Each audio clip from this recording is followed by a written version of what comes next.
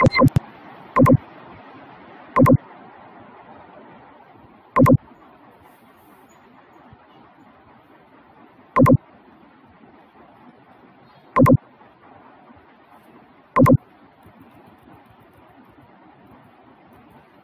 ছোটখাটো কিছু জিনিস বাকি রাখছিলাম, প্রথম স্লাইডটা সেটা বলবো আমি। তার আগে এখানে ম্যাথটা দেখা, এক্সেলের ম্যাথ যেটা আছে, ঠিক আছে? আমার কথা তো শোনা যাচ্ছে না, অন করে রাখছি মনে হয়। আমি মিউট না? ঠিক আছে, ওকে।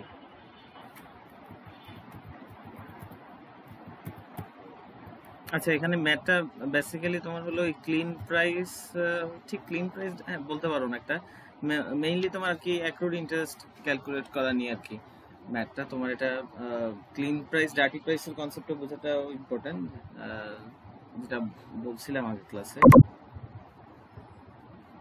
প্রথমবার পেজ হবে দিয়ে দেখি।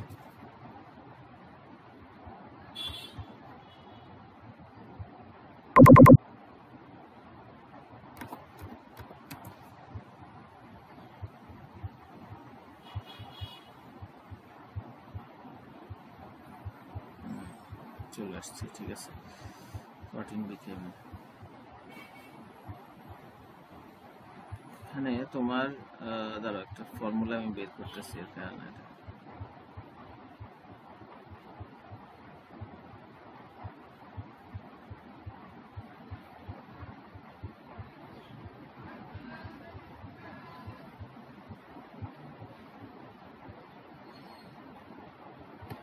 ওকে, অ্যাক্রুড ইন্টারেস্টটা বলছিলাম কি বেসিক্যালি, যে তোমার মেইনলি কনসেপ্টটা বলছিলাম যে তোমার হলো একটা নির্দিষ্ট, সাধারণত তোমাকে যে সিকিউরিটিটা তোমার কাছে আছে সেটা নির্দিষ্ট টাইম পর পর তোমাকে পেমেন্ট করে, ঠিক আছে? সো ধরো একটা ট্রেজারি বন্ডের কথা চিন্তা করো, তো একটা ট্রেজারি বন্ড সাধারণত সেমি অ্যানুয়ালি তোমাকে ইন্টারেস্ট পেমেন্ট করে থাকে, 6 মাস পর পর ইন্টারেস্ট পেমেন্ট করে, ঠিক আছে? তো এখন যদি এরকম হয় যে 6 মাসে পেমেন্ট করে, সেই 6 মাস ধরো মনে করো জুলাইয়ের শেষ তারিখে এবং জুনের শেষ তারিখে এবং ডিসেম্বরের শেষ তারিখে, ঠিক আছে? তো এই দুটো ডেটে তারা পেমেন্ট করে। তো এখন তুমি একটা 5 বছর মেয়াদি বা 10 বছর মেয়াদি ট্রেজারি বন্ড আছে, তুমি 2 বা 3 বছর পরে এমন একটা সময় বিক্রি করলা যখন হলো একটা ইন্টারেস্ট পেমেন্ট পিরিয়ড পার হয়ে গেছে, আরেকটা ইন্টারেস্ট পেমেন্ট পিরিয়ড এখনো আসেনি, ঠিক আছে? তো ধরো তুমি এটা ফেব্রুয়ারি মাসের শেষে বিক্রি করলা, ঠিক আছে? তার অর্থ 2 বছর তোমার কাছে হোল্ড অবস্থায় ছিল, ঠিক আছে? সো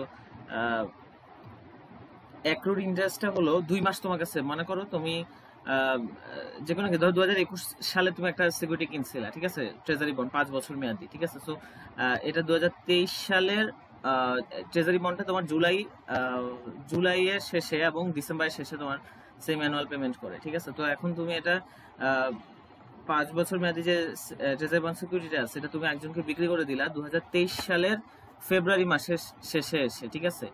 তো সোজা কথায় এখানে তোমার 2022 সালের ইন্টারেস্ট তুমি ঠিকই পেয়ে গেছো, বাট 2023 সালের প্রথম 6 মাসের যে ইন্টারেস্ট সেটা পুরোটা তোমার পাওয়ার কথা না, কিন্তু প্রথম 2 মাস যেহেতু তোমার কাছে ছিল, প্রথম 2 মাসটা তুমি ডিজার্ভ করে পাওয়া, ঠিক আছে? এই প্রথম 2 মাসের যে ইন্টারেস্ট এটাকেই বলা হয় অ্যাক্রুড ইন্টারেস্ট, ঠিক আছে? যেটা তোমার জন্য বকেয়া ছিল বাট তুমি হয়তো নাওনি, ঠিক আছে? তো যখন তুমি সিকিউরিটিটার প্রাইস চার্জ করবা, ঠিক আছে, তো তখন যদি ওই অ্যাক্রুড ইন্টারেস্টের মানে এটা বিক্রি করার সময় যদি অ্যাক্রুড ইন্টারেস্টটা সহ দামের সাথে ওটা যোগ করে তারপর বিক্রি করো, তাহলে সেটা বলা হচ্ছে তোমার ডার্টি প্রাইস বলা হচ্ছে, ঠিক আছে?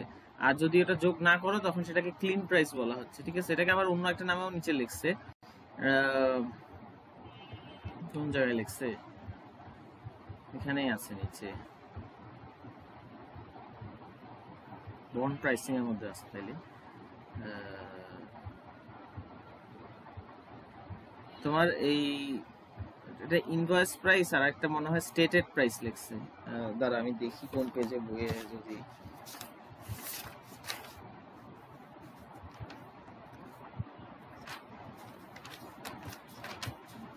হ্যাঁ এটা হলো তোমার বন্ড ইয়েল্ডের আগে পেজ কত, এটা 213 212, হ্যাঁ এই পেজে এই যে ইনভয়েস প্রাইস সমান কি লিখতেছে, flat price plus accrued interest, ঠিক আছে? বা এই ইনভয়েস প্রাইসটাকে আমরা কি বলতে পারি, এটা ডার্টি প্রাইস আর এটা হলো ক্লিন প্রাইস, ঠিক আছে। তোমার যে ক্লিন প্রাইস ওটার সাথে যদি তুমি অ্যাক্রুড ইন্টারেস্ট যোগ করে দেন যদি প্রাইসটা সেট করো, তো সেটা হচ্ছে তোমার ডার্টি প্রাইস, ঠিক আছে। এটাকে যেটা যেই দামে অ্যাকচুয়ালি তুমি বিক্রি করতেছো, তো বিক্রি করলে ওটা ইনভয়েস প্রাইস বা ফ্ল্যাট প্রাইস এখানে বলতেছে, ঠিক আছে। তো এখন আগে সিম্পল এক ম্যাথ দেখাও, দেন ইয়েটা দেখাচ্ছি বড়টা। এটা আসি একটু উপরে, বেশি উপরে উঠে গেছি। ওকে, তো তুমি অ্যাক্রুড ইন্টারেস্ট কেমনে বের করবা, ঠিক আছে। অ্যাক্রুড ইন্টারেস্ট বের, ফর এক্সাম্পল তুমি ডার্টি প্রাইসটা বের করতে চাচ্ছ, যে যেই প্রাইসে তোমার চার্জ করা উচিত, ঠিক আছে, বা বিক্রি করবা হয়তো, ঠিক আছে। তো সেটা বের করতে গেলে তোমার কি লাগতেছে, ক্লিন প্রাইসের সাথে অ্যাক্রুড ইন্টারেস্টটা যোগ করা লাগতেছে। তো অ্যাক্রুড ইন্টারেস্টের অ্যামাউন্ট কত হবে সেটা তোমার বের করা লাগবে, ঠিক আছে। তো অ্যাক্রুড ইন্টারেস্ট তুমি কেমনে বের করবা, বেসিক্যালি তোমার ফর্মুলা হলো যে তোমার ইয়ে এই অংশটাতে তুমি বেসিক্যালি এখানে 2 লেখছে না কি লেখছে না, এত বোদার হওয়ার দরকার নাই।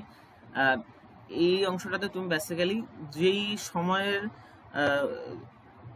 কি বলতাম, যেমন তোমার ট্রেজারি বন্ড যেটা বলছি সেটা কি 6 মাস পর পর কুপন পেমেন্ট করে, ঠিক আছে। তাহলে প্রতি 6 মাসে কি পরিমাণ কুপন পেমেন্ট দেয় ট্রেজারি বন্ড, সেই কুপন পেমেন্টের অ্যামাউন্টটা হবে তোমার এইখানে বসবে, ঠিক আছে। ধরো ধরো ওই ট্রেজারি বন্ডটার ফেস ভ্যালু 100 টাকা, $100, ঠিক আছে। তো প্রতি 6 মাস পর পর কুপন তোমাকে পেমেন্ট দেয়, ঠিক আছে। তো এখন যদি এটার তোমাকে তো কুপন রেট বলা আছে 8%, ঠিক আছে, যেটা অ্যানুয়াল রেট, ঠিক আছে। তো ইন্টারেস্ট তো দেয় তোমাকে 4 মাস পর, 6 মাস পর পর, ঠিক আছে। তাহলে তুমি যদি 6 মাসের ইন্টারেস্ট রেট হিসাব করো, তাহলে সেটা হবে তোমার 4% রেটে হবে, ঠিক আছে। এটা হলো তোমার সেমি অ্যানুয়াল কুপনের রেট, ঠিক আছে। তো সেই হিসেবে তোমার 40 টাকা আসে বা $40 আসে, ঠিক আছে। তো এই $40 কি তোমার এই প্রতি 6 মাস পর পর $40 করে তোমাকে ইন্টারেস্ট রেট দেয়, ঠিক আছে। তাহলে এখানে ওই অ্যামাউন্টটা বসবে, ঠিক আছে। এই অ্যামাউন্টটা এখানে বসাবা, ঠিক আছে। তো $40 তুমি কি দিয়ে গুণ দিবা, ঠিক আছে। উপরে একটা জিনিস বসবে, নিচে একটা জিনিস বসবে। নিচে বসবে ডেজ সেপারেটিং কুপন পেমেন্ট, মানে কুপন পিরিয়ডটা, ঠিক আছে। কুপন পিরিয়ডটা দিনের হিসেবে লিখবা, ঠিক আছে। তো কুপন পিরিয়ডটা তোমার 6 মাস পর পর দেয়। তো 6 মাসে 182 বা 183 দিন হয়, ঠিক আছে। তুমি এটা 182 বা 183 লিখতে পারো, ডিপেন্ড করে প্রথম 6 মাস না শেষের 6 মাস সেটার উপর। বছরে 365 দিন না, তো এর মধ্যে প্রথম 6, আমি ঠিক শিওর না, প্রথম 6 মাস বা শেষের 6 মাস, একটাতে 182, একটাতে 183 দিন, যাই হোক। তো ধরো 182 বললাম, ঠিক আছে। সো 182 ডেজ, ঠিক আছে। সো এখানে হবে তোমার, মনে করো এটা অ্যানুয়ালি তোমাকে কুপন পেমেন্ট করে, বা ধরো 3 মাস পর পর কুপন পেমেন্ট করে, তাহলে এখানে হয়তো 90 বা 91 ডেজ বসবে এরকম। নিচে হয়তো তো এখানে এটা বসবে। উপরে তোমার বসতেছে কি days since last coupon payment, ঠিক আছে। ডেজ সিন্স লাস্ট কুপন পেমেন্টটা হলো তোমার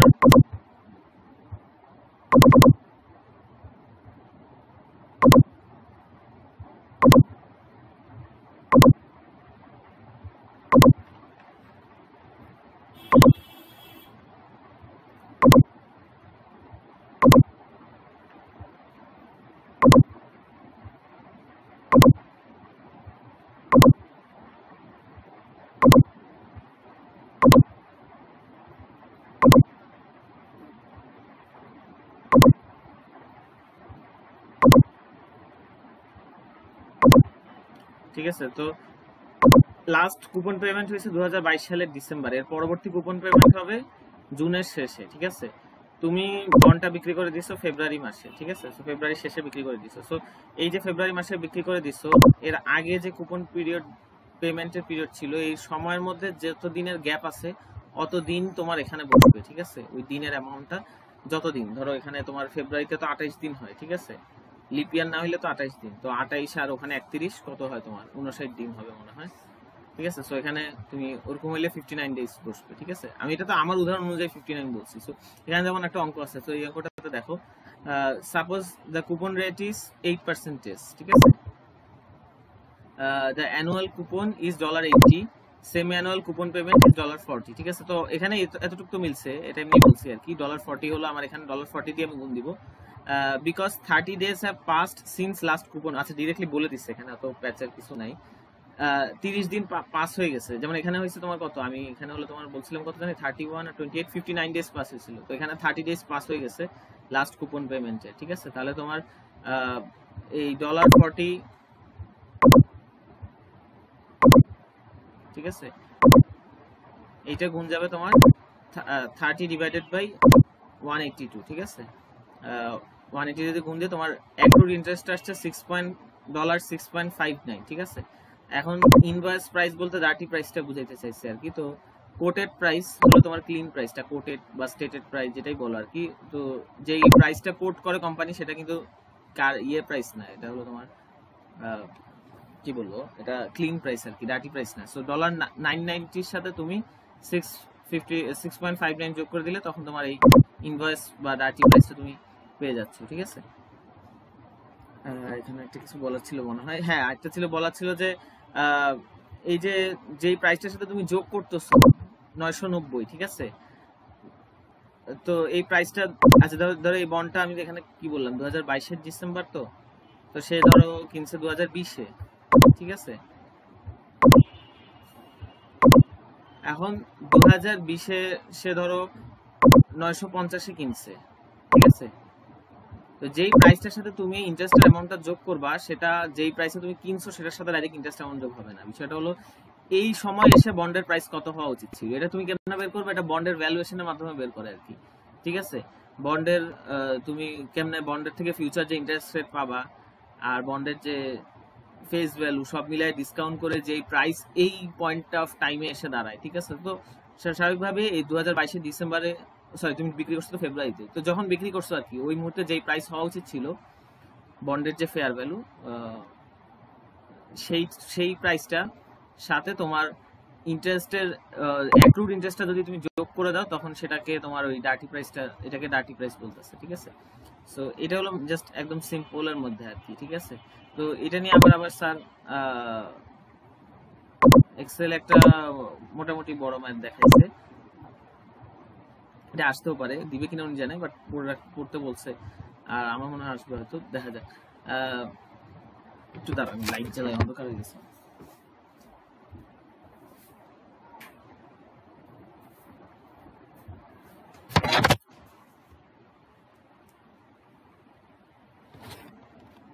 ওকে, আচ্ছা ঠিক আছে, এখানে দেখো তাহলে এখানে কিভাবে স্টার্ট করব। দেখো এখানে বলছে তোমার find the accrued interest and the clean price of the above bond, ঠিক আছে। আমি যেটা বলছি যে তোমার ডার্টি প্রাইস বের করে তুমি কি, যেটা তোমার কোটেড প্রাইসের সাথে অ্যাক্রুড ইন্টারেস্ট যোগ করে ডার্টি প্রাইস পাও। আবার জিনিসটাকে উল্টাভাবে যদি ভাবো, ক্লিন প্রাইস পাবা তোমার ওই ডার্টি যে প্রাইসটা আছে সেটা থেকে অ্যাক্রুড ইন্টারেস্ট যদি বাদ দাও, ঠিক আছে, সেটা বাদ দিলে তখন তুমি ক্লিন প্রাইসটা পেয়ে যাবে, ঠিক আছে।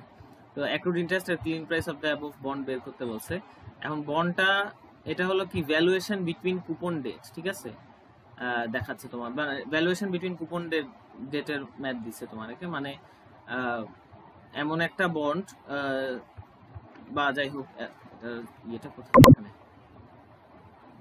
এই যে এই মুহূর্তে এসে আমি বললাম না যে, সরি হ্যাঁ এটাতে তোমার 950 টাকা দামে তুমি 2020 সালে কিনছিলা, ঠিক আছে। এখন 2022 সালে এটার দাম কত হওয়া উচিত, ঠিক আছে, অ্যাক্রুড ইন্টারেস্ট সহ, মানে আমি ডার্টি প্রাইসটা ডাইরেক্ট বের করতেছি, ঠিক আছে। 2022 সালে আমি ভ্যালুয়েশন করে বের করব যে আমার এই বন্ডের দাম আমি এখন বিক্রি করব 2022-এর, সরি ভুল পয়েন্ট দেখাইছি, 2022-এর ফেব্রুয়ারি মাসে আমি বিক্রি করব, ঠিক আছে। তো এই মুহূর্তে এসে আমার এই বন্ডের দাম কত হওয়া উচিত অ্যাক্রুড ইন্টারেস্ট সহ, ঠিক আছে, সেটা এখানে বের করছে, ঠিক আছে। পরে সেই দাম থেকে আমার যেহেতু এটা অ্যাক্রুড ইন্টারেস্ট সহ, তো সেখান থেকে আমি অ্যাক্রুড ইন্টারেস্ট বাদ দিয়ে আমি আমার ক্লিন প্রাইসটা পেয়ে যাচ্ছি, ঠিক আছে। তো এটা কেমনে বের করছে আগে দেখো, যেই বন্ডটা আছে সেই বন্ডটা 100 ডেজ ইন কুপন পিরিয়ড, মানে 6 মাস পর পর ইন্টারেস্ট দেয়, যেটা দিয়ে আমরা বুঝতে পারতেছি ডেজ ইন কুপন পিরিয়ড 183 লেখা, ঠিক আছে। তার অর্থ ওই বন্ডটা তোমার 6 মাস পর পর ইন্টারেস্ট দেয়, 6 মাসে 183 দিন, ঠিক আছে। ডেজ এখানে আবার এটার ওটা কিন্তু আবার একই না, এখানে আবার একটা জিনিস লিখছে days between settlement and next coupon payment date 58, ঠিক আছে। এখানে এটা লেখছে হলো তোমার এই যে ফেব্রুয়ারি মাসে তুমি বিক্রি করতেছো, এই ফেব্রুয়ারি এবং নেক্সট কুপন পেমেন্ট ডেট, ঠিক আছে। এখানে কয় মাসের গ্যাপ, 4 মাসের গ্যাপ, তো এর মধ্যে যতগুলো দিন আছে, ঠিক আছে, তো ওটা হলো 58, মানে এই ম্যাথে 58, ঠিক আছে। আর ডেজ ইন কুপন পিরিয়ড 183, ঠিক আছে। তো এই ম্যাথটা করতে গেলে তোমার একটা জিনিস বের করা লাগবে, সেটা হলো ভি এর মান, ঠিক আছে। তো ভি এর মান তুমি বের করবা মাঝামাঝি valuation between coupon payment date, দুইটা কুপন পেমেন্ট ডেটের মাঝামাঝি সময় তুমি যদি একটা বন্ডের ভ্যালুয়েশন করতে যাও, তখন তোমার যে কাজটা শুরুতে করা লাগবে সেটা হলো ভি এর মান বের করা। এবং ভি এর মান বের করার জন্য তোমার যেটা করা লাগবে যে যেই সময় বিক্রি করতেছো ওই সময় এবং পরবর্তী যেই সময় কুপন পেমেন্টটা দেওয়া হবে এর মাঝামাঝি যে টাইম গ্যাপটা আছে, এই টাইম গ্যাপের মধ্যে কত দিন আছে, ঠিক আছে, ঠিক আছে, অত দিনকে তুমি টোটাল কুপন পিরিয়ডের ডে সংখ্যা দিয়ে যদি ভাগ দাও, যেই মানটা পাবা সেটা হলো ভি এর মান, ঠিক আছে। আর এখানে হয়তো কোশ্চেন ক্লিয়ারলি বলা নাই, ডাইরেক্ট ম্যাথ করা আছে, এটা কোথা থেকে কোশ্চেন যাই না, এটাই কোশ্চেন ধরে নাও। তোমার হলো এই, আচ্ছা এই দেখো এখানে লেখা আছে 10 সেমি অ্যানুয়াল কুপন পেমেন্ট, ঠিক আছে, তার অর্থ সেমি অ্যানুয়ালি যেহেতু কুপন পেমেন্ট করে, বা ডেইস ইন কুপন পিরিয়ড দেখেও বোঝা যাচ্ছে যে 6 মাস পর পর কুপন পেমেন্ট করে। তো আমার এখানে দেখো দুটো রেট দেওয়া আছে, একটা হলো কুপন রেট, একটা হলো ইয়েল্ড। ইয়েল্ড বলতে আমরা ওয়াইটিএম বা কেডি, কস্ট অফ, মানে যেটা দিয়ে আমরা ডিসকাউন্টিং করি সেটাই হলো ইয়েল্ড, ঠিক আছে। তো 5% হলো আমার ডিসকাউন্টিং রেটটা, আর কুপন রেটটা হলো আমি যেই রেট অফ ইন্টারেস্ট পাবো, ঠিক আছে। একটা জিনিস বলি যে তোমার ফেস ভ্যালু কত এখানে বলা নাই, ঠিক আছে। তো ফেস ভ্যালু কত বলা না থাকলে স্যার 100 ধরতে বলছে, ঠিক আছে, তাহলে 100 ধরে করবা। আমি ইন্টার যখন করছিলাম তখন শুনছি 1000 ধরে করতে, 100 হয়, যাই হোক, বাট এখানে দেখি 100 ধরেই করে আর কি।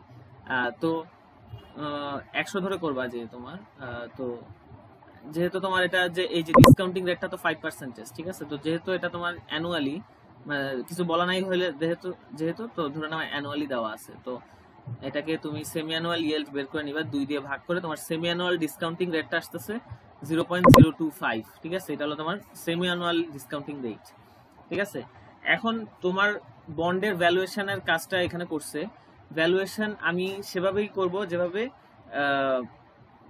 কি বলবো, তুমি ডিডিএম মডেল আছে না, ডিডিএম মডেলে শেয়ারের ভ্যালুয়েশন যেমন করো, ঠিক আছে। যদি একটা শেয়ার যেটা বিভিন্ন বছরে বিভিন্ন রকম ডিভিডেন্ড দিতেছে, ডিভিডেন্ড প্রত্যেক বছরের সেম না, ঠিক আছে,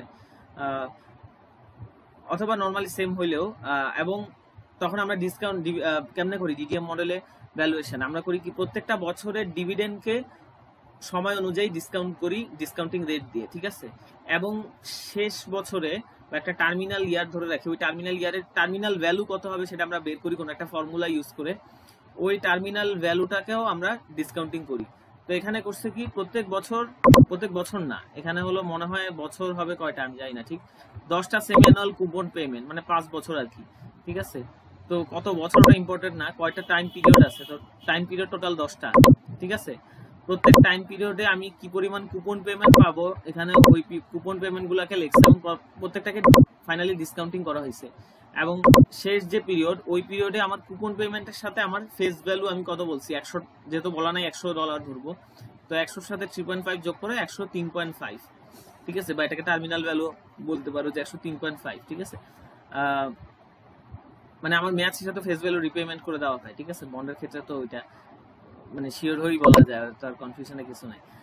সেমি অ্যানুয়াল কুপন পেমেন্ট কেমনে বের করছে, আমি যেহেতু বলছি 100, ঠিক আছে, তাহলে আমার 100-র উপর আমি কুপন রেট দিয়ে গুণ দিব, আমার 100 হলো আমার ফেস ভ্যালু, তো কুপন রেট আমার 7%, ঠিক আছে। এটা হলো অ্যানুয়ালি, কিছু বলা না থাকলে রেট যদি দেওয়া থাকে, কিছু বলা না থাকলে ধরে নিবে অ্যানুয়াল রেটই দেওয়া আছে তোমার, ঠিক আছে। তো তোমার সেমি অ্যানুয়াল রেট বের করে নিতে হবে, semi annual rate 7% divided by 2, যেটা আসতেছে তোমার 3.5%, মানে তুমি 3.5% করে বন্ডটা থেকে প্রত্যেক টাইম পিরিয়ডে ইন্টারেস্ট পাবা। তাহলে 100-কে 3.5% দিয়ে গুণ দিলে তোমার এই 3.5 করে আসতেছে, আর এটাতে তোমার 100 সহ যোগ করে লিখছে। এই ভ্যালুগুলাকে তোমার ডিসকাউন্টিং করে এই ভ্যালুগুলো আনা হয়েছে, ঠিক আছে। এইটা লেখা হয়েছে ডিসকাউন্ট ফ্যাক্টর লেখা হয়েছে। ডিসকাউন্ট ফ্যাক্টরটা এই ভ্যালুগুলাকে তোমার ধরো সি বলতেছে, ঠিক আছে। তো এই সি কে আমি ডিসকাউন্টিং করব, এই যে c into 1 divided by 1 plus i to the power something লেখা, ঠিক আছে। এই জিনিসটাকে আমরা এভাবেও তো লিখতে পারি, তাই না, c divided by 1 plus i to the power t minus 1 plus b, যে জিনিসটা আর কি, মানে এই 1 এর জায়গায় c লিখলেও তো এক কথা একই হচ্ছে, ঠিক আছে। তো আমি যেটা বলতেছি, মানে এই পাশে যদি c না থাকে, আমি জাস্ট শুধু এতটুকুই রাখলাম, এখানে জাস্ট 1 এর জায়গায় যদি c লিখি তাহলে তো কথাটা একই হচ্ছে না। তো এটা নরমালি আমরা প্রেজেন্ট ভ্যালু যেমন বের করি ওই ফর্মুলা দিয়েই বের করতেছে, ঠিক আছে। কিন্তু আমরা এই সিটাকে যদি আলাদা সরাই আনি এবং এটাকে যদি বাকি অংশটুকুকে যদি আমি গুণফল হিসেবে লিখি, তখন সেটাকে বলা হয় ডিসকাউন্ট ফ্যাক্টর হিসেবে। যে কোনো ডিসকাউন্টিং ফর্মুলার তুমি যখন এই নিউমারেটরটাকে আলাদা করে বাকি অংশটাকে গুণ হিসেবে লিখবা, সেটাকে বলা হয় তোমার ডিসকাউন্ট ফ্যাক্টর, ঠিক আছে। তো এখানে এটা হলো তোমার এই ফর্মুলা দিয়ে, তাহলে এই পাশের অংশটুকুটা দিয়ে আমার ডিসকাউন্টিং ফ্যাক্টরের মান এখানে বের করছে। তো এখানে করছে কি, এখানে এই অংশগুলাতে করছে কি 1 কে ভাগ দিছে 1 plus i to the power something দিয়ে। i মানে কি, i তো ডিসকাউন্টিং রেটটা, আমার ডিসকাউন্টিং রেট আমি বলছি যে এটা হলো আমার 5%, যেটাকে আমি সেমি অ্যানুয়ালি হিসাব করলে আমার 2.5% হলো আমার ডিসকাউন্টিং রেট, ঠিক আছে। তাহলে আমার এটা হবে কি, এই অংশটা হচ্ছে আমার এই যে যদি এখানে ফর্মুলা বারে দেখো তোমার 1 ডিভাইডেড বাই 1 প্লাস, এখানে যে সেলটা লেখছে এটা মূলত হলো ডিসকাউন্টিং রেটটা, ঠিক আছে, 1 plus i to the power something, ঠিক আছে। তো এই সামথিং এ যা একটু চেঞ্জ আছে, মানে এখানে কি করছে কি সেটা বলি, ঠিক আছে। এখানে করছে, এখানে তোমার এই ভিটা ইউজ হবে, ঠিক আছে, আমি বলছি না ভি লাগবে তোমার। তো এখানে টিটা হলো নরমালি টি, এই যে টাইম পিরিয়ড, যেই টাইম পিরিয়ড আছে, মনে করো আমি এই টাইম পিরিয়ডের কথা বলতেছি, তাহলে এই টাইম পিরিয়ডে আমি 3.5 কে তো পরে ডিসকাউন্ট করবো, আমার এখন তো শুধু ডিসকাউন্টিং পিরিয়ডটা লিখতেছি, ঠিক আছে। তো ডিসকাউন্টিং ফ্যাক্টরটা লিখতেছি। তো ডিসকাউন্টিং ফ্যাক্টর আমি কেমনে লিখি, 1 divided by 1 plus i to the power something, 1 divided by 1 plus i হলো তোমার এই যে এই রেটটা আসছে যেটা 0.025, ঠিক আছে, টু দি পাওয়ার সামথিংটা হবে তোমার এই যে টি, এটা হলো টি এর মান, এগুলো হলো টি এর মান। তো এটা যেহেতু 4 টি এ আছে 4, ঠিক আছে, ফর্মুলা অনুযায়ী কি 4 মাইনাস 1 প্লাস ভি, ঠিক আছে। তো এই টি এর মান যখন যেই ইয়ারে যেই পিরিয়ডের ডিসকাউন্ট ফ্যাক্টর লিখতেছো তখন টি এর মান সেটা হবে, ঠিক আছে। আর ভি এর মান, ঠিক আছে, ভি এর মানটা হচ্ছে তোমার সেম থাকতেছে সব সময়, ঠিক আছে। ভি এর মান এইটা, যার কারণে এটাকে তোমার দেখবে অ্যাবসলিউট রেফারেন্সিং করা আছে, দুটার আগে এই চিহ্ন দেওয়া আছে তোমার, দেখি যে বলে ডলার সাইনের মতো।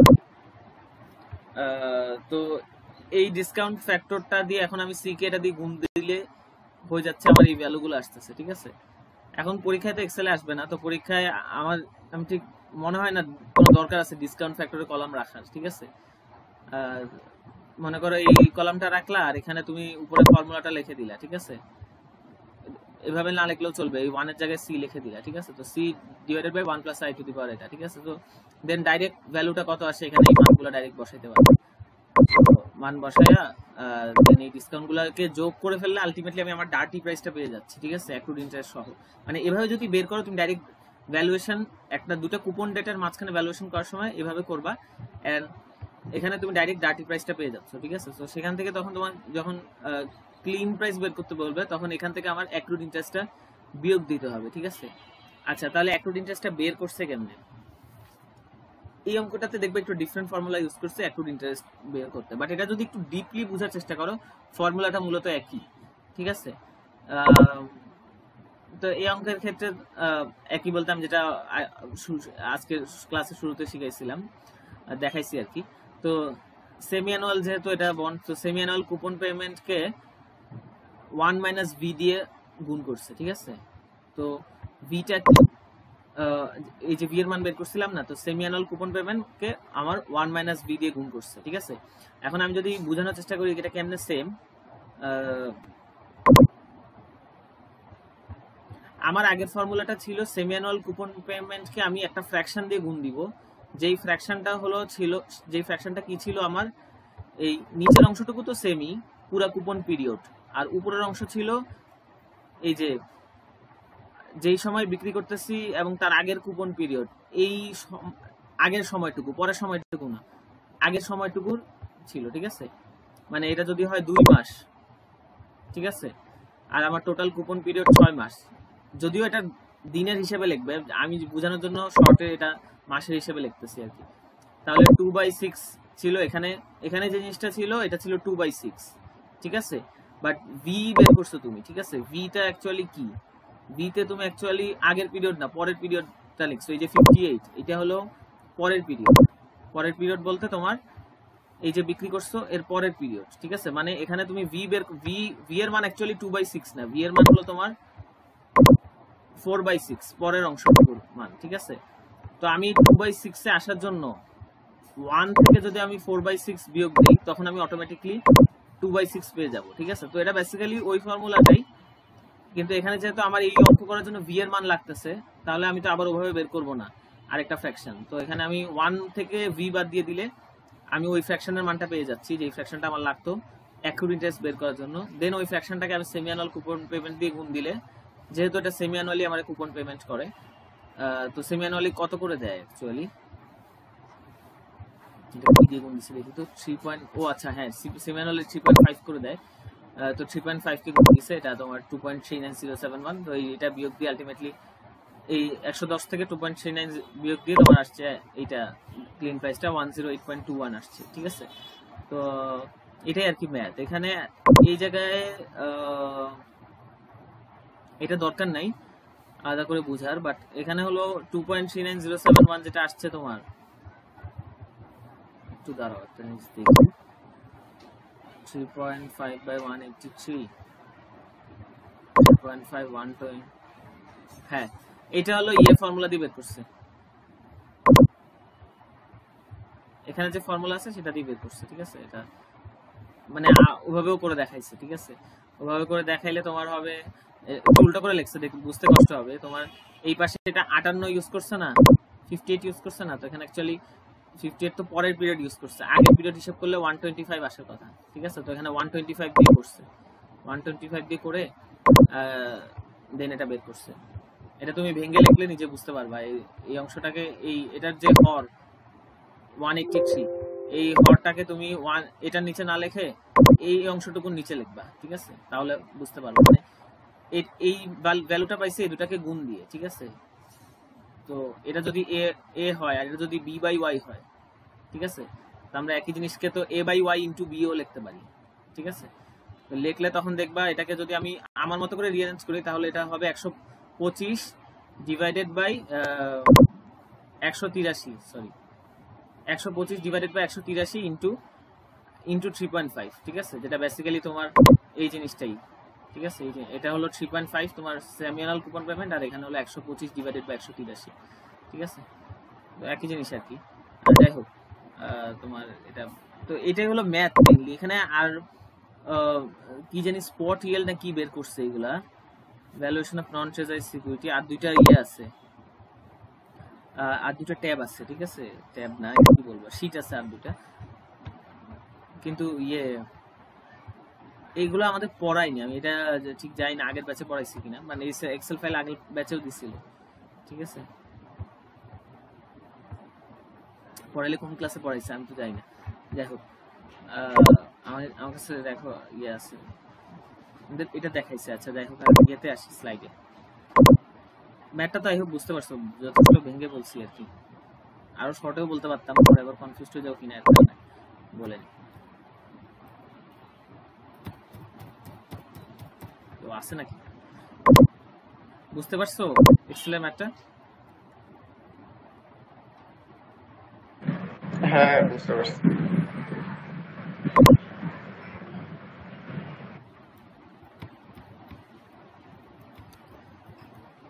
এটা স্লাইড। আচ্ছা ওই দিন হলো দুইটা স্লাইড দেখাইছিলাম, দুটো স্লাইডের মধ্যে বলছি প্রথম স্লাইডটা দেখাইছি, একটা স্লাইড দেখাইনি দেখাইনি আর কি, এই স্লাইডটা দেখাইছিলাম। তো আমি তো ওই সময় কনফিউশন ছিল, আমি ভাবছি এটা কি অন্য চ্যাপ্টারের স্লাইড কিনা। তো এটা পরে আরো ভালো মতো দেখে বুঝতে পারছি যে অ্যাকচুয়ালি তোমার চ্যাপ্টার 14 যেটা বিকেএম এর, ওই স্লাইডের ওই চ্যাপ্টারের উপরেই এই দুইটা স্লাইড। মনে করো এই 4 যেটা শুধু 4, সেটা হলো 14 বিকেএম এর ফার্স্ট পার্ট, আর 4.1 হলো 14 বিকেএম এর সেকেন্ড পার্ট, ঠিক আছে। মানে দুটা মিলায়া হলো তোমার এই চ্যাপ্টারটা। আর যদিও সেকেন্ড স্লাইডে ফার্স্ট স্লাইডের কিছু কিছু জিনিস রিপিট হয়েছে, ঠিক আছে। আচ্ছা তাহলে ক্লিন প্রাইস ডার্টি প্রাইস নিয়ে কনফিউশন থাকা উচিত না, এই জিনিসটা তখন ব্যাখ্যা করতে পারেনি, এটা একটু ছিল, পরে আমি দেখছি। এটা হলো বেসিক্যালি তোমার কল বন্ডের কথা বলতেছে, কলেবল বন্ডের কথা বলতেছে, আর স্ট্রেট বন্ড, একটা বন্ড যেটার মধ্যে কল অপশন নাই, ঠিক আছে। মানে কোনো বন্ড যখন বিক্রি করে তখন একটা বন্ড ইন্ডেন্সার আগে দিয়ে করে ফেলা হয় যে এই বন্ডে কি করতে পারবে, ভবিষ্যতে কি করতে পারবে না, ঠিক আছে। তো কলেবল বন্ড ওগুলাকেই বলে যে এসবের মধ্যে ফিচার থাকবে যে ভবিষ্যতে চাইলে কল করতে পারবে ইস্যুয়ার, ঠিক আছে। কল অর্থ কি, সে আবার কিনে নিতে পারবে, ঠিক আছে। তো একটা বন্ড যেটাতে তোমার কলের অপশন নাই, তো সেটাকে স্ট্রেট বন্ড বলতেছে। তো সেই বন্ডে দেখা যাচ্ছে যে ইন্টারেস্ট রেট যত কমতেছে তোমার বন্ডের প্রাইস বাড়তেছে, যেটা আমরা জানি যে ইন্টারেস্টের সাথে বন্ডের প্রাইসের নেগেটিভ সম্পর্ক আছে। কিন্তু কলেবল বন্ডের কথা চিন্তা করো, যে কলেবল বন্ড কখন কোম্পানি কল করে, যখন মার্কেটে ইন্টারেস্ট রেট দেখা যাচ্ছে যে কমে যাচ্ছে। মার্কেটে যখন ইন্টারেস্ট রেট বেশি কমে যায় বা কমে গেলে সে যে সিকিউরিটিটা বিক্রি করছে, মার্কেট ইন্টারেস্ট যেই ইন্টারেস্ট রেটে সে বিক্রি করছে, আলটিমেটলি তাকে তো সেই ইন্টারেস্ট পেমেন্ট প্রত্যেক বছর বা প্রতি কুপন পিরিয়ডে তাকে ওই ইন্টারেস্ট পেমেন্টটা করতে হচ্ছে, ঠিক আছে। তো যেটা বলতেছি যে মার্কেটে যদি ইন্টারেস্ট রেট তার চেয়েও কমে যায়, তখন সে ওটা কল করে ফেলতে চায়, ঠিক আছে, তার বিক্রিকৃত সিকিউরিটিসটা। কারণ সে যদি এখন মার্কেটে সিকিউরিটি ছাড়ে, তাহলে তাকে আরো কম ইন্টারেস্ট পেমেন্ট করতে হবে, ঠিক আছে। এবং সে আগে যে সিকিউরিটিগুলো ছাড়ছে সেগুলোতে তাকে আরো বেশি ইন্টারেস্ট পেমেন্ট করতে হচ্ছে, এর কারণে সে আগের সিকিউরিটিগুলো কল করে ফেলতে চাবে, ঠিক আছে। তো এই যে কলেবল বন্ড একটা ইনভেস্টর, যে একটা বন্ড যেই বন্ডে কলের অপশন আছে সেটাকে বলা হচ্ছে কলেবল বন্ড। এই ধরনের বন্ড মার্কেটে যখন ইন্টারেস্ট রেট কমে যায়, ঠিক আছে, যে মার্কেটে ধর ইন্টারেস্ট রেট বেশি কমে গেছে, ঠিক আছে, তো তখন ইনভেস্টররা ওই কলেবল বন্ডের কেনার আগ্রহ কম দেখায়, ঠিক আছে। কারণ জানে যে এই মুহূর্তে আমি এই বন্ড আমি যে কিনবো এটার ভ্যালু ইনভেস্টরের কাছে কম, কারণ হলে এই বন্ড কল করার সম্ভাবনা বেশি, ঠিক আছে। আমি এটা যে নিবো এটা হয়তো কিছুদিন পর ইস্যুইং কোম্পানি আবার এটা কল করে ফেলবে, ঠিক আছে। এর কারণ হলো এখন যেহেতু মার্কেট ইন্টারেস্ট রেট কম, সে হয়তো কল করে নিতে চাবে, ঠিক আছে। তো এখানে দেখা যাচ্ছে যে একটা সার্টেন পয়েন্টের পর যে মার্কেট ইন্টারেস্ট রেট এতটুকু অংশ পর্যন্ত মোটামুটি দুইটাই অনেকটা সেম ছিল, ঠিক আছে। কিন্তু এর পরে দেখা যাচ্ছে যে তোমার মার্কেট ইন্টারেস্ট রেট কমলেও বন্ডের প্রাইস বাড়তেছে না ওই হারে, ঠিক আছে। এর কারণ হলো তোমার ওই ইনভেস্টরের কাছ থেকে ওই ডিমান্ড দেখা যাচ্ছে না কলেবল বন্ডের, ঠিক আছে, ওটাকে এত ভ্যালু করতেছে না, ঠিক আছে, যার কারণে প্রাইস বাড়তেছে না, ঠিক আছে। যেহেতু তোমার ইন্টারেস্ট রেট কমে গেলে ওটা কল করার চান্স বেশি থাকে ওই বন্ডটা, ঠিক আছে। এর কারণে ইনভেস্টররা ওই বন্ডটা মার্কেটে ইন্টারেস্ট রেট কম থাকলে ওই বন্ড, যে বন্ডে কলের অপশন আছে ওই ধরনের বন্ড কিনতে চাবে না, ঠিক আছে, বা চায় না বা কম চায়, ঠিক আছে, যার কারণে তোমার ডিমান্ড কমের কারণে তোমার প্রাইস বাড়তেছে না, ঠিক আছে, বা ওই হারে বাড়তেছে না।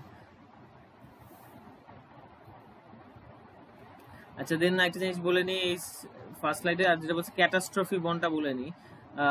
ক্যাটাস্ট্রফি বন্ডটা হলো তোমার, এটা মূলত সাধারণত ইন্স্যুরেন্স কোম্পানিগুলো করে থাকে। এটা হলো ডিজাস্টার মোকাবেলায় যে কাজটা করে সেটা হলো তোমার কি হলো,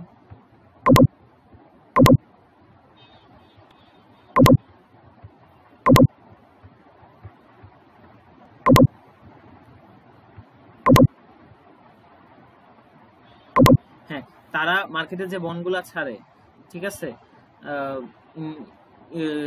ইন্স্যুরেন্স কোম্পানি বন্ড ছেড়ে তারা কি করছে, যে টাকা সংগ্রহ করছে, ঠিক আছে। তো এই বন্ডগুলার টাকা আলটিমেটলি তুমি মনে করো একটা ইন্স্যুরেন্স কোম্পানি বাজারে বিভিন্ন বন্ড ছাড়ছে, ঠিক আছে, এখন কোনো ক্যাটাস্ট্রফি কিছু নাই, বাট ক্যাটাস্ট্রফি বন্ড ছাড়ছে, ঠিক আছে। তো ওই বন্ডে অনেক ইনভেস্টররা ইনভেস্ট করছে। এখানে এটা এক ধরনের হাই ইয়েল্ড ডেট ইনস্ট্রুমেন্ট, ঠিক আছে।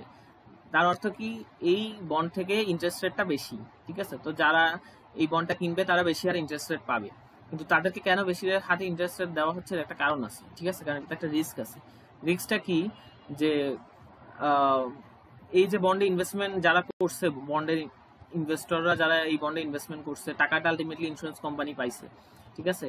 এখন এই বন্ডের যে ফেস ভ্যালু, ঠিক আছে, বা বন্ডের যে রিপেমেন্ট করতে হবে মেয়াদ শেষে, ম্যাচুরিটি শেষে, এই রিপেমেন্টটা যদি কোনো দুর্যোগ না থাকে তাহলে ইন্স্যুরেন্স কোম্পানি করে দিবে, ঠিক আছে। কিন্তু ওই সময় যদি কোনো দুর্যোগ থাকে, ঠিক আছে, কোনো ন্যাচারাল ডিজাস্টার অকার করে, ঠিক আছে, তাহলে ইন্স্যুরেন্স কোম্পানি ওই টাকা দিয়ে ওইখানে খরচ করবে ওই জিনিসটা, ঠিক আছে। এবং তার যে রিপেমেন্টের টাকাটা ইনভেস্টরের, তারা এটা পাবে না, ঠিক আছে, এবং তারা জানে যে ওরকম হলে তারা এটা পাবে না, ঠিক আছে। এই কারণে এই রিস্কটা নেওয়ার জন্যই তাদেরকে বেশি হারে ইন্টারেস্ট রেট দেওয়া হয়, ঠিক আছে। এটাই হলো ক্যাটাস্ট্রফি বন্ড, ঠিক আছে।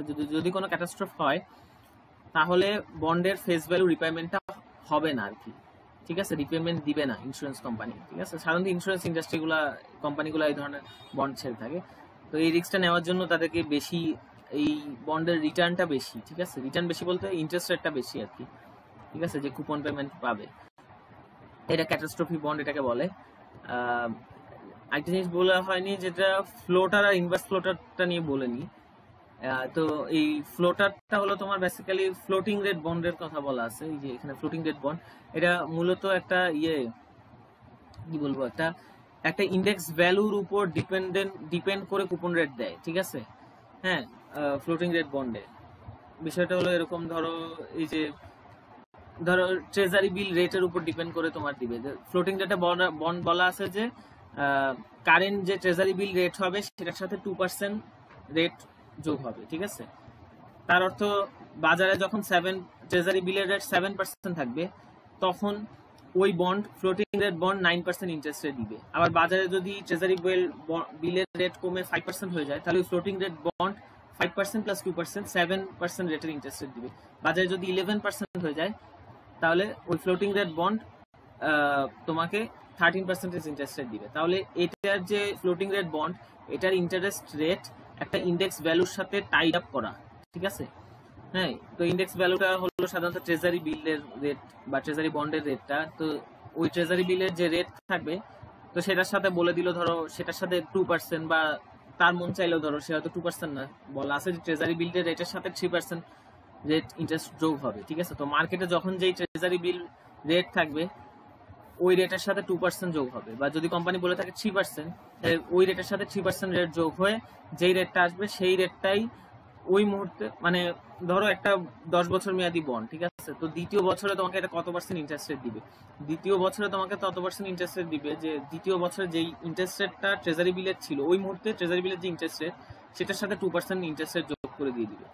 আবার সপ্তম বছরেও একই, সপ্তম বছরে ওই মুহূর্তে ট্রেজারি বিলের যে রেটটা মার্কেটে, সেটার সাথে 2% রেট যোগ করে দিয়ে দিবে, ঠিক আছে।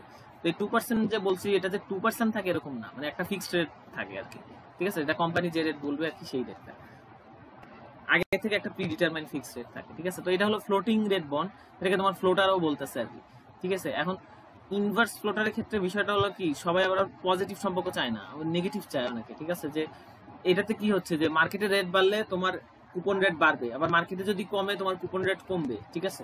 ইনভার্স ফ্লোটারটা হলো উল্টো যায়, ঠিক আছে।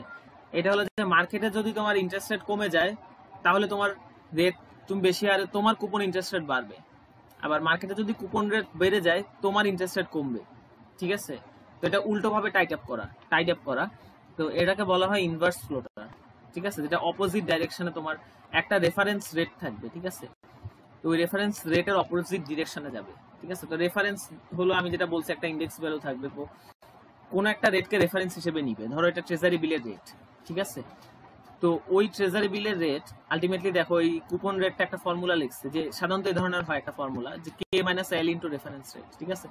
তাহলে এই রেফারেন্স রেটটা দেখো, এটা বিয়োগ অবস্থায় আছে, যে রেফারেন্স রেটটা তোমার যদি বাড়ে, ট্রেজারি বিলের রেট, তাহলে তোমার কুপন রেট কমবে। আবার এই ট্রেজারি বিলের রেটটা যদি কমে, তোমার কুপন রেট, মানে তোমার ওই ইনভার্স ফ্লোটিং যে বন্ডটা আছে, তোমার যে ফ্লোটিং রেট বন্ডটা আছে, ঠিক আছে, তো সেই ফ্লোটিং রেট বন্ডের তুমি ট্রেজারি বিলের রেট কমলে তোমার কুপন রেট, তোমার ওই ফ্লোটিং রেটের বন্ডের কুপন রেট বেড়ে যাবে, ঠিক আছে। তো সম্পর্কটা যদি হয় নেগেটিভ, এরকম যদি টাইড আপ করা থাকে, তাহলে সেটাকে বলা হচ্ছে ইনভার্স ফ্লোটার, ঠিক আছে। আর এই কে এবং এল কি, কে দ্বারা কি ডিনোট করছে, এল দ্বারা কি ডিনোট করছে, এটা আলাদা করে স্যার বলেনি, আমিও ঠিক জানি না, বাট আমি গুগল টুগেলেও দেখছি জিনিসটা। মূলত এখানে কে এল নিয়ে বা ফর্মুলা নিয়ে অত টেনশনে কিছু নাই, বা ফর্মুলা যে সবসময় এরকমই হবে এরকম কিছু না। মেইন কথা হলো রেফারেন্স রেট বাড়লে তোমার কুপন রেট কমবে, রেফারেন্স রেট কমলে কুপন রেট বাড়বে। এই দুটো জিনিসই হলো তোমার মেইন, ঠিক আছে। একটা নেগেটিভ একটা এক্সাম্পল দিলে ভালো হয় ইনভার্স ফ্লোটারের, ওটা যেমন দিলা যে ওটা 2% ই হলে এটা ওটার সাথে 2% অ্যাড হবে, এরকম একটা এক্সাম্পল দিতে তাহলে ভালো। এটাই ধরো তুমি, এটাই যদি তোমার ট্রেজারি বিল রেট প্লাস 2% বলা আছে না, তো এখানে যদি বলে ট্রেজারি বিল রেট, আচ্ছা দাঁড়া এক মিনিট,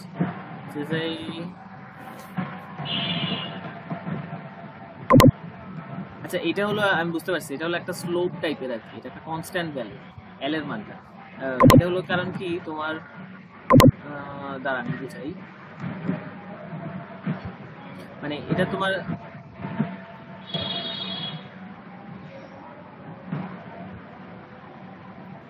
ধরো এটা মনে করো এই দুটো একটা কনস্ট্যান্ট ভ্যালু, ঠিক আছে। এটা মনে করো 7, এটা এল এর কে এর মান মনে করো 7, এল এর মান মনে করো 2, ঠিক আছে। আর এটা হলো তোমার ট্রেজারি বিলের রেট, ঠিক আছে। তাহলে কি হচ্ছে, এটা 7 - 2 ইনটু ট্রেজারি বিলের রেট, ঠিক আছে। তাহলে এখন তোমার ট্রেজারি বিলের রেট যদি মার্কেটে যদি 4% হয়, ঠিক আছে, তাহলে আচ্ছা আচ্ছা এটা 7, এটা আরো বাড়াই বললাম, ধরো এটা ধরো 11 বললাম, 2 4 8 আরো বাড়াই বললাম, ধরো 13 বললাম, ঠিক আছে, কে এর মান 13, ঠিক আছে, এল এর মান 2, ঠিক আছে। কেটা কি, হ্যাঁ কি, কেটা কি, এলটা কি? আমি তো বললাম একবার যে কে কি স্যার ক্লাসে বলেনি। আর তুমি যদি ফ্লোটা ইনভার্স ফ্লোটা লিখে সার্চ দাও, এই ধরনের কে বা এল রিলেটেড কিছু আসে না, ঠিক আছে। মেইন কথা হলো কে বা এল মুখ্য বিষয় না, এটা আমার কাছে মনে হচ্ছে কনস্ট্যান্ট ভ্যালু হিসেবে লিখছে আর কি। মেইন কথা হলো একটা নেগেটিভ সম্পর্ক থাকবে, ঠিক আছে তোমার। না, থিওরিতে যে বললো যে এই মার্কেটে যখন রেটটা উপরে যাবে তখন এটা নিচে যাবে, তো এই জিনিসটা আমরা কিভাবে আসবে এটাই তো বুঝতেছি না। যে ধরো মার্কেটে আমার যেটা ছিল ট্রেজারি বন্ড, ওটা ধরো 7% থেকে 9% হইলো, তো তখন কি আমার আচ্ছা, যে এটা আমি 3% আগে যেটা ছিল ওটা কেমনে যেতে পারে, 2% কম দিবে এরকম? না কম দিবে না, এটা ফর্মুলাটা এমন ভাবে সেট আপ করা থাকবে যে মার্কেটে বাড়লে তোমারটা কমবে, ঠিক আছে। ধর ফর্মুলাটা হলো তোমার ওখানে কি লেখা ছিল, K into L minus reference rate লেখা ছিল, ঠিক আছে। K minus L into reference rate. হ্যাঁ, K minus L into reference rate, তাহলে আমি লিখলাম 13 মাইনাস 2 ইনটু রেফারেন্স রেট, ঠিক আছে। তো রেফারেন্স রেটটা ধরো ট্রেজারি বিল রেট, ঠিক আছে। এখন ট্রেজারি বিল রেট ধরো, ঠিক আছে। এখন রেফারেন্স কোনটাকে নিচ্ছে সেটার উপর ডিপেন্ড করে। এখন রেফারেন্স ধরো ট্রেজারি বিলকে, ঠিক আছে। তাহলে ট্রেজারি বিলের রেট ধরো 4%, ঠিক আছে। তাহলে এখানে কত হচ্ছে, 4 দুগুণে 8, 13 মাইনাস 8 কত, 5% হলো, ঠিক আছে। এখন ট্রেজারি বিল রেট 4% আছে। এখন ধরো ট্রেজারি বিলের রেট কমে গেল, ঠিক আছে, কমে এটা হয়েছে তোমার ধরো 3% হয়েছে, ঠিক আছে। তাহলে 3 হইলে এটাতে এখন মান কত দাঁড়ায়, 3 দুগুণে 6, 13 মাইনাস 6 সমান কত, 7 আসতেছে। তাহলে এটা কি হচ্ছে, এটা তোমার নেগেটিভ সম্পর্ক হচ্ছে না, যে যখন তোমার রেফারেন্স রেট মার্কেটে তোমার ট্রেজারি বিলের রেটটা কমে গেল, মার্কেটে যখন ট্রেজারি বিল রেট 4% ছিল, তুমি 5% করে তোমার বন্ডটা থেকে ইন্টারেস্ট রেট পাচ্ছিলে। যখন মার্কেটে ট্রেজারি বিল রেট কমে গেল, 4% থেকে কমে 3% হয়ে গেল, তোমার বন্ডের ইন্টারেস্ট রেট 5% থেকে বেড়ে 7% হয়ে গেল, ঠিক আছে। এই যে এটাই তো তোমার নেগেটিভ সম্পর্ক, ঠিক আছে। মানে ফর্মুলাটা এমন ভাবে, একটা ফর্মুলা ওরা ফলো করবে এবং ওই ফর্মুলাটা এমন ভাবে সেট আপ করা থাকবে যেন তোমার রেফারেন্স রেটটা যদি বেড়ে যায় তাহলে ওটা তোমার কুপন রেট কমে যাবে, আর রেফারেন্স রেট কমে গেলে কুপন রেট বেড়ে যাবে, ঠিক আছে। তো কে, আমার ধারণা কে এবং এল কে কনস্ট্যান্ট হিসেবে লেখা হয়েছে।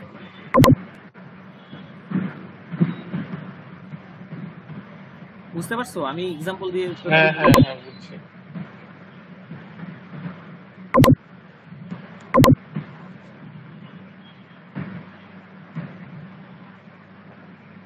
দেখাইছি সবই।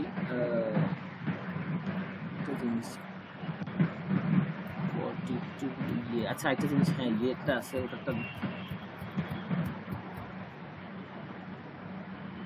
আচ্ছা, zero coupon bond and treasury স্ট্রিপের যে ম্যাথটা, ওইটা আমি একটু ক্লিয়ারলি দেখাবো। আমি দেখাই এখানে ইয়ে দিয়ে দেখাবো। এটা হলো, দাঁড়া একটু একটু পড়ে দেখি এখানে, এটা না 5 মিনিট আছে আর মিটিংয়ে। তাহলে একটা লিঙ্ক দিচ্ছি। আচ্ছা।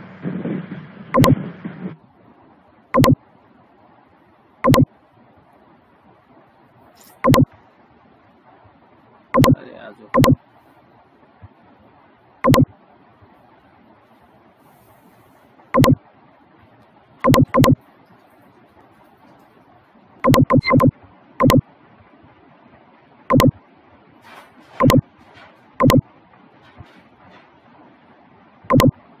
হ্যাঁ, তো জিরো কুপন বন্ড আর ট্রেজারি স্ট্রিপের সাথে আফটার ট্যাক্স রিটার্ন রিলেটেড ম্যাথের একটা জিনিস দেখাইছিল স্যার, এটা আমি দেখাবো, একটু ক্লিয়ার করে বুঝাবো। শর্টকাটে একটু বুঝাইছিলাম আগের দিন। এখানে তোমার 64, so given the difference between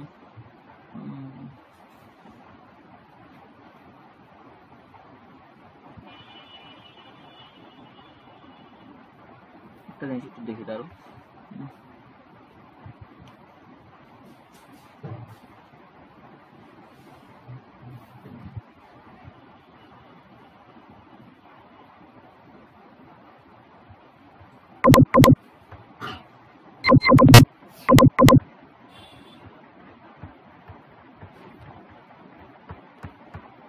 space থাকলে দেখাতে পারবো না এটা।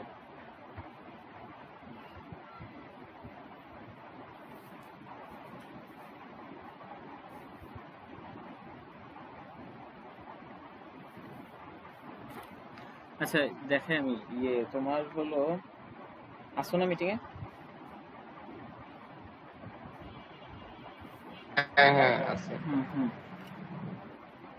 আচ্ছা আমি ট্রেজারি স্ট্রিপের কথা বলছিলাম, ঠিক আছে, ওই জিনিসটা তো ক্লিয়ার করে বুঝাইনি, বাট বলছিলাম যে কি স্ট্রিপ দ্বারা বোঝানো হয় যে ভেঙে ফেলে অনেকগুলো ভাগ, ঠিক আছে। তো সেটার মধ্যে আমি একটু ক্লিয়ার করে দিচ্ছি। ধরো একটা 20 ইয়ার ট্রেজারি বন্ড, ঠিক আছে, একটা 20 বছর ট্রেজারি কুপন বন্ড, যেখানে তোমার কি মানে ইন্টারেস্ট পেমেন্টও দেয়, ঠিক আছে। তো প্রত্যেক বছর একটা নির্দিষ্ট অ্যামাউন্ট অফ ইন্টারেস্ট দেয়, ঠিক আছে। তো ধরো প্রত্যেক বছর 100 করে ইন্টারেস্ট রেট দেয়, ঠিক আছে, প্রত্যেক বছর তোমাকে 100 করে ইন্টারেস্ট পেমেন্ট করে, ঠিক আছে।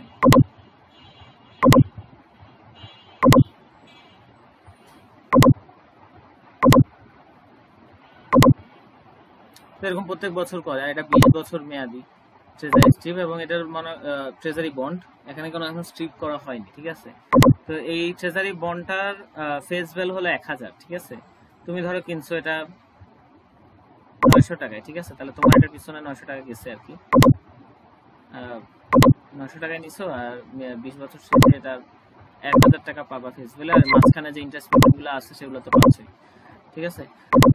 তো এইটাকে তুমি এখন ট্রেজারি স্ট্রিপে কেমনে কনভার্ট করে এটা তো বিষয় না, তোমার চলে গেছে আর কি। সামনে যে পেমেন্টগুলো পাবা প্রত্যেক বছর 100 করে পাবা, আর মেয়াদ শেষে ফেস ভ্যালু 1000 পাবা, ঠিক আছে, এবং ওই বছর আবার 100 পাবা, ঠিক আছে। প্রত্যেক বছর ইন্টারেস্ট পেমেন্ট যেহেতু 100 পাবা ইন্টারেস্ট পেমেন্টের অংশ, আর 1000 পাবা, আর অন্যান্য বছর শুধু 100 পাবা, ঠিক আছে। এই যেমন এটা হলো ইয়ার 1, ঠিক আছে, তো এটা ইয়ার 3, ঠিক আছে। তো ট্রেজারি স্ট্রিপ যেটা করা হচ্ছে সেটা হলো প্রত্যেকটাকে আলাদা একটা বন্ডে ভাগ করে ফেলা হচ্ছে, ঠিক আছে। তো এই 100 যে ইন্টারেস্ট রেট পেমেন্ট পাবো এটাকে একটা জিরো কুপন বন্ড হিসেবে ভেঙে ফেলা হচ্ছে, ঠিক আছে। এটা কি, এটা হলো 1 বছর মেয়াদি একটা zero coupon bond. Zero coupon bond কি হয়, আরে নড়ে না কেন, একটু ডিস্টার্ব করতেছে, দাঁড়াও। মেইন কথা বলতেছি, যেটা জিরো কুপন বন্ড কি হয়, যে তোমার ডিসকাউন্টে বিক্রি হয়, ঠিক আছে। যে তোমার জিরো কুপন বন্ড কিনতে হয় তোমার ডিসকাউন্টে।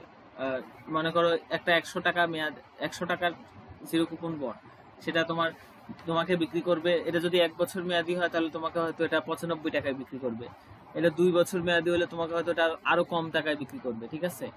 হ্যাঁ, এটা যদি তোমার 10 বছর মেয়াদি হয় তাহলে আরো কম টাকায় বিক্রি করবে, ঠিক আছে।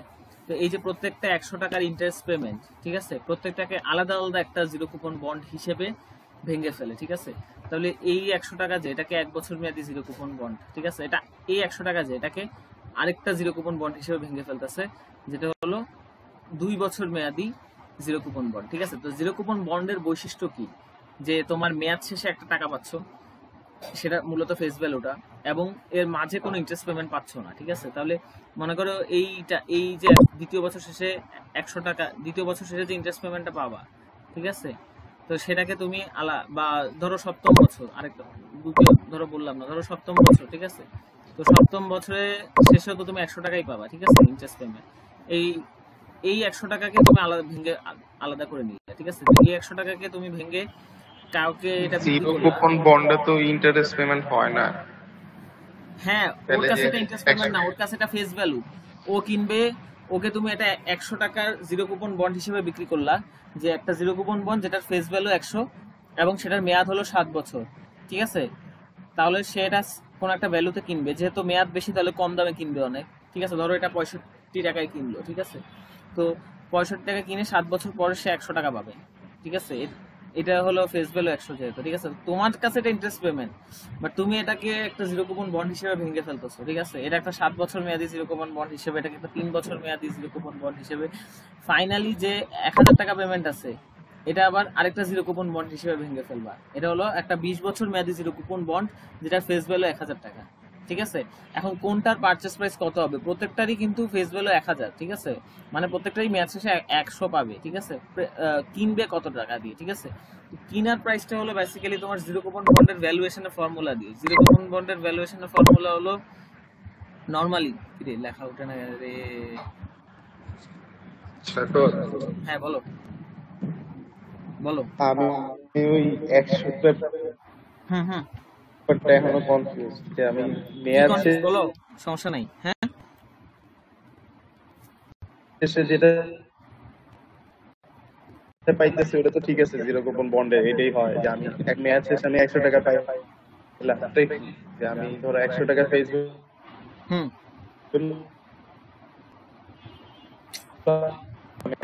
একটু থামো পেমেন্ট থামো, গুলো বলতেছে ওইটা কোথা থেকে আসছে একটু সেটা থামো, বুঝতেছি না। কেটে যাচ্ছে, দাঁড়া দাঁড়া, আর তোমার স্ক্রিন চলে গেছে। চলে গেছে, আচ্ছা একটু ওয়েট করো, ডিস্টার্ব হচ্ছে। স্ক্রিন আর দেখতে পাচ্ছ, কিছু দেখতে পাচ্ছ না? হ্যাঁ, ও হ্যাঁ চলে গেছে তো, দেখি। স্ক্রিন আসছে বাট মানে অফ হোয়াইট হয়ে আছে, ব্ল্যাঙ্ক হয়ে আছে, সাদা সাদা একদম।